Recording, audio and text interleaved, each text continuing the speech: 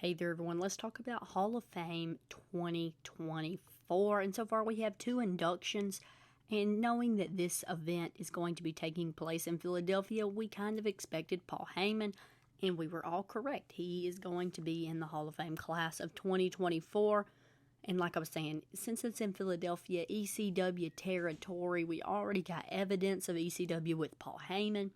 I believe we're going to be seeing Tommy Dreamer coming soon.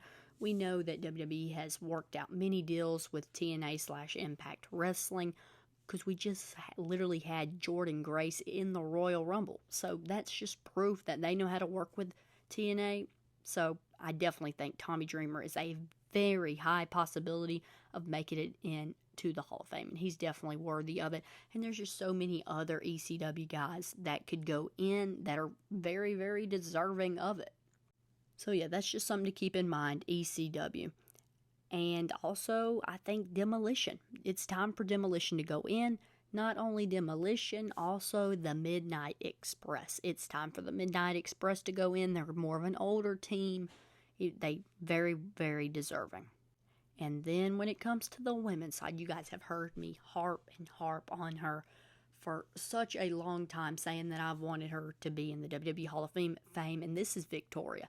She was way ahead of her time. She had some of the greatest in-ring women's wrestling at the time. I mean, I don't think there was really anybody else in that time that could compare to her in the ring.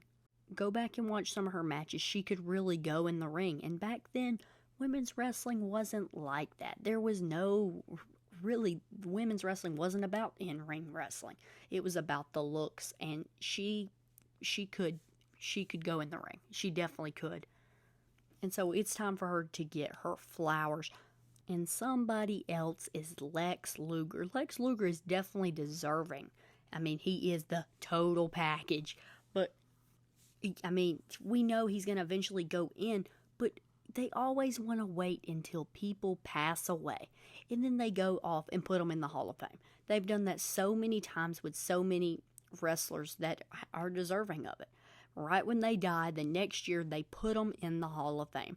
Or sometimes it's even like 5 years down the line. But why? I want to hear their Hall of Fame speech. I don't want to hear their sister or their daughter or their son speak on behalf of them. I want to hear about their actual experience and people that really helped them through it, not everything that they told everybody else.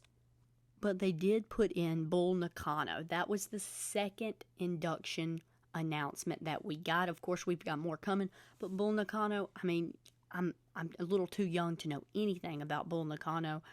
But from what I hear, she seems pretty deserving. Just looking at the picture, she seems like she would be very dominant.